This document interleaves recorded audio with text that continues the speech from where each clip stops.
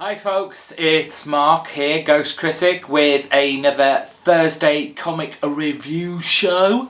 Thank you for joining me.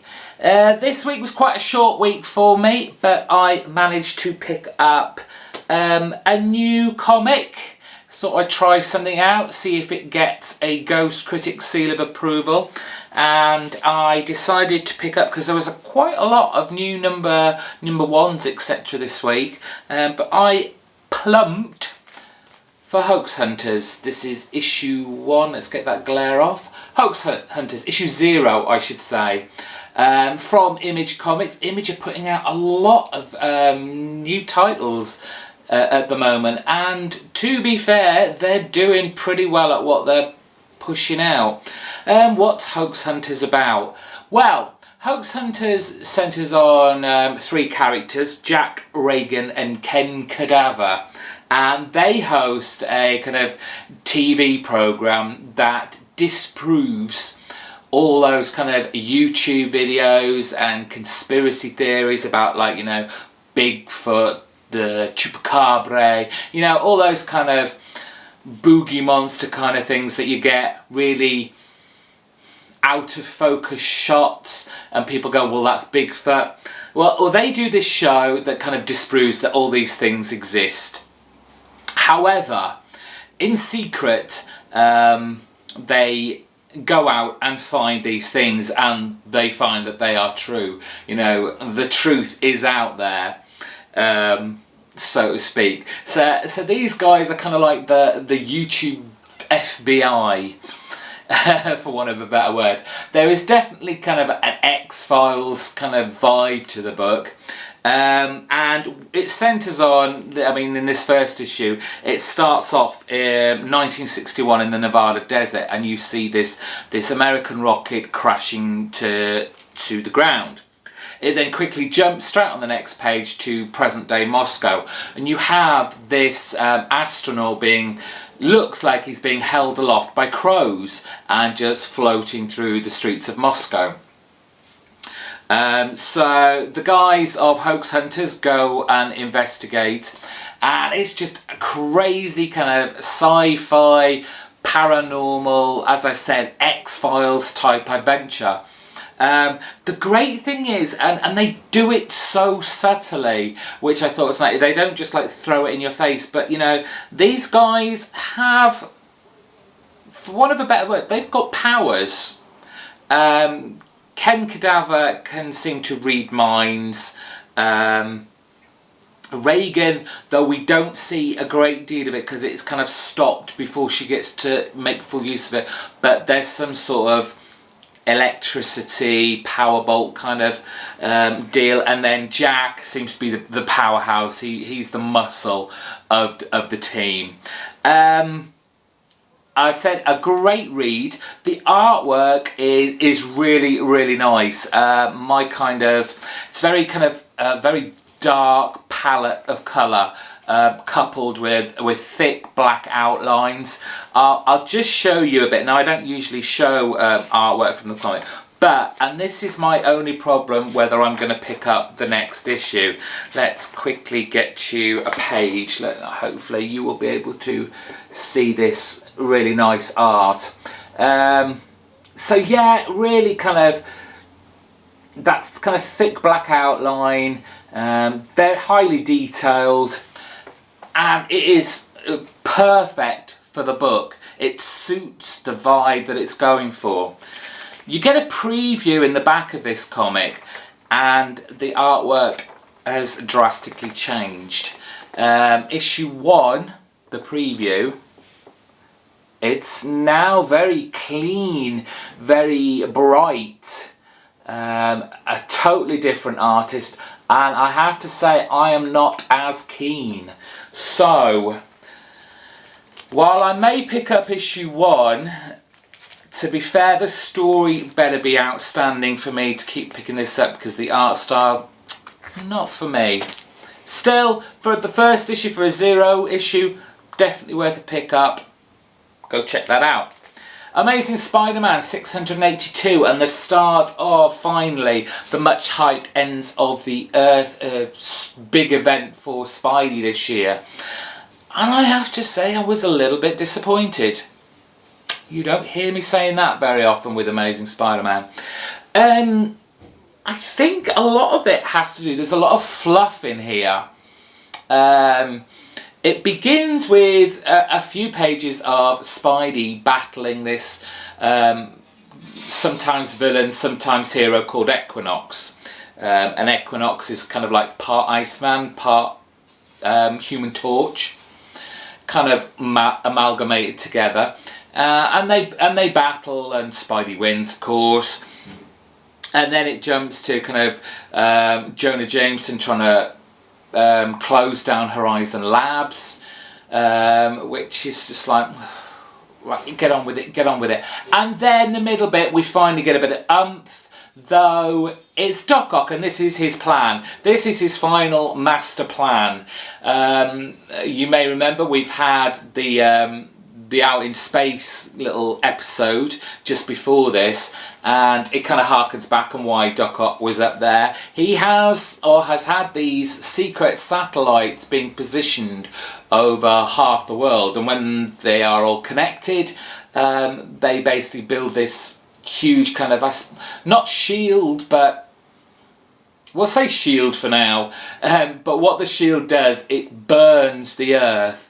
It just makes it, and they show scenes of all over the world with like the icebergs in Antarctica or the Arctic crumbling away because of the heat. You see all these birds that are exhausted and are just fallen on the floor or on the roadside, crops withering and dying, just people just collapsing in the street because it's so, this is like a burning heat and it's burning up half the planet.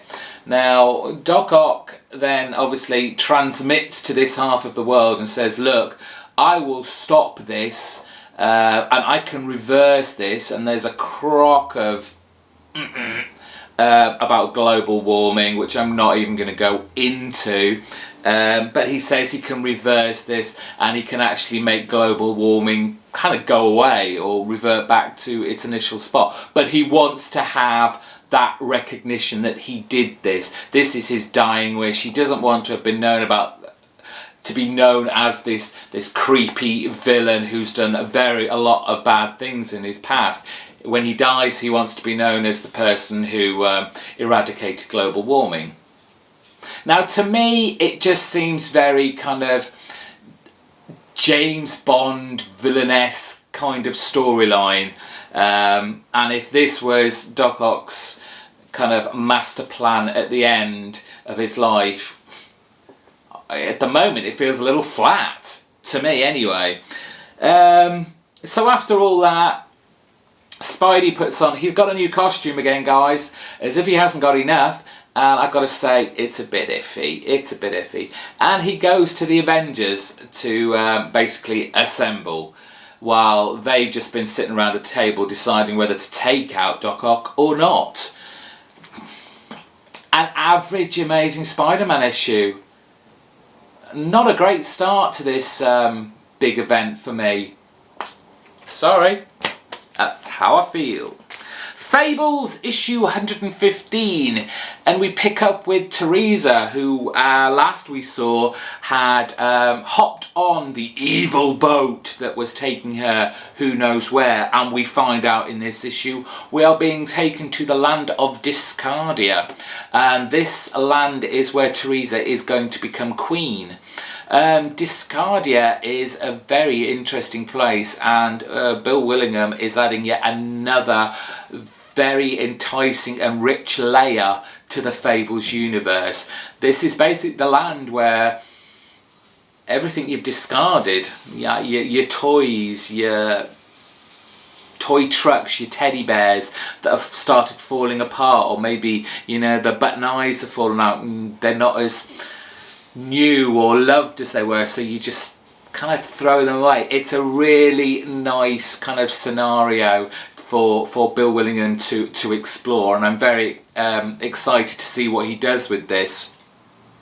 Back in their Fables land, they've found Mrs. Spratt. Now you may remember she went in league with Mr. Dark, but she's telling a crock of lies. Oh, she's lying her way out, pretending she was, you know, Dark's prisoner and was being kept in a dungeon to starve, which is why she's so thin now. And she's really laying on a sob story to fool all our Fable Town members into thinking, you know, oh no, what have we done? We left her behind. So another great issue from Bill Willingham on the Fables title. Again, they messing up with the Buffkin storyline. The whole revolution in Oz. 3 pages, and it's there's a line drawn. This is like the tail end of your comic. 3 pages to tell a bit of a story or add a bit more onto the story. No. See, what used to happen, you know, Bill was quite happy to, you know, leave one storyline for a couple of issues to tell another story that's been going on at the same time and then go back. He doesn't seem to want to do this, and to me that makes me feel he hasn't got a lot of faith in this backup story and the way it's going. I understand why. Still, main Fable story, fantastic, always great. Justice League issue 7, interesting. We are now finally in apparently the present day. The team have been together supposedly 5 years, and we certainly see them as a team. It kicks off where in this city, and these kind of alien monster, big mouth of teeth are terrorizing this city, and boom, out come the Justice League to fight these creatures back.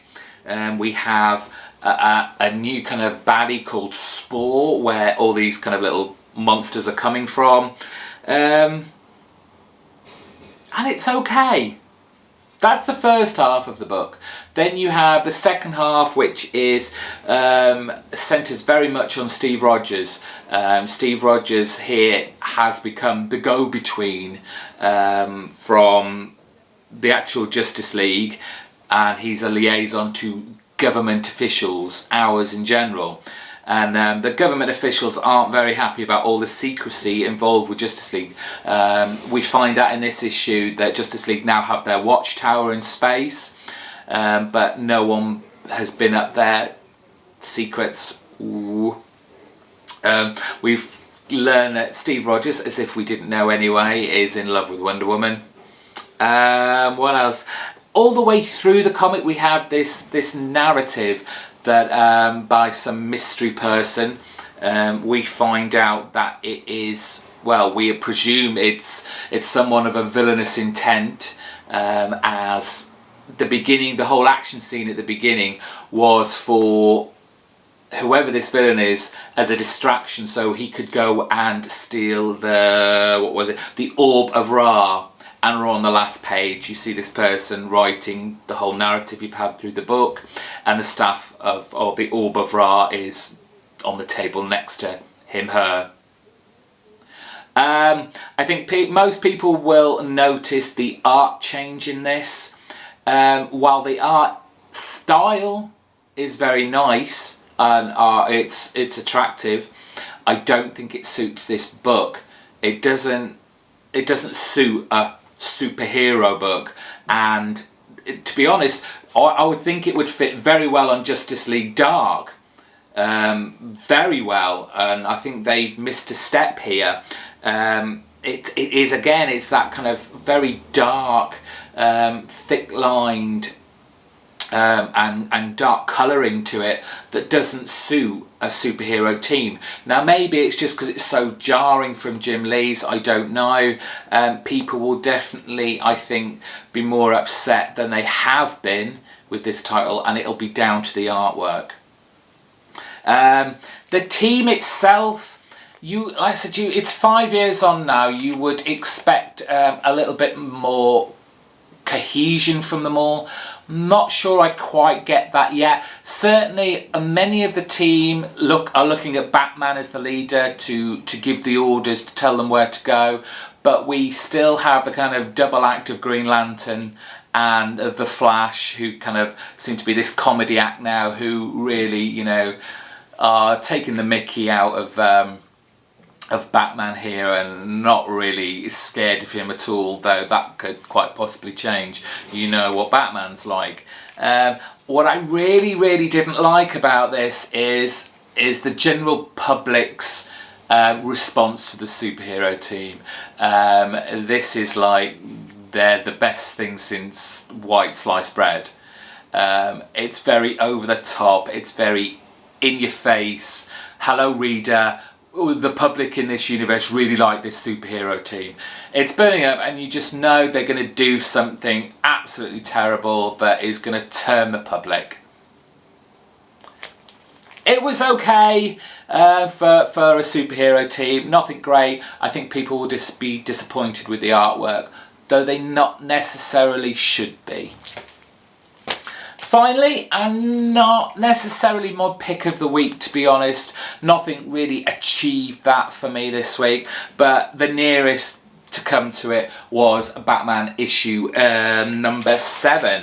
And we have Batman who has been rescued. I won't spoil, I'll try not to spoil this too much, but yes, Batman gets rescued, but as usual he's highly ungrateful. He makes it back to the cave and he starts doing tests on the limb of the Talon, the one he killed in the labyrinth, and secrets about these immortal Talons are revealed. Also revealed is someone who was meant to be a Talon, but obviously because of the course his life led, he didn't become that. What else is in there? See, not a great lot. I mean, the artwork is spectacular as always. The first few pages are just fantastic. For anyone who's read Batman a long time, and this is obviously pre-52, there is that classic scene where Bruce is in Wayne Manor, he's on that chair and a bat come crashing in and lands on a bookcase or a pedestal, and that is the moment he decides he is going to become Batman. And that's usually where it stops, but Snyder and Capello put an extra scene in this which just suits the book down to a T. What you see when the bat flies away back out, an owl swoops down and catches it and devours it. A very nice touch to a classic Batman scene. So yeah, this is it was just Snyder being great storyteller as usual. I just don't think it didn't reach the heights of the last couple of issues. Still a standout Batman title. It should be, if you're going to only get one Batman title, this is the one you should be getting and always will do. And yeah, that's my week of comics, I'm afraid. I did pick up the Ultimate Graphic Novel Collection, and it is Captain America. It's the Winter Soldier storyline. So I've started reading that, and we'll have a review up before the next one comes out anyway, for sure. Agent 42Q, Matt, if you're watching, do not worry, I've not forgotten about this month's Viewer's Choice. I finished off Girls, finally, and I will, fingers crossed, have a review up of that before the weekend is out. And with that, that is pretty much me out. If you've just come here for the first time and loved what you saw, then there's a subscribe button up there somewhere which you hit, and then you'll always get my videos. You won't miss out on one. Down here, thumbs up, thumb it up. You want to thumb it up, sorry.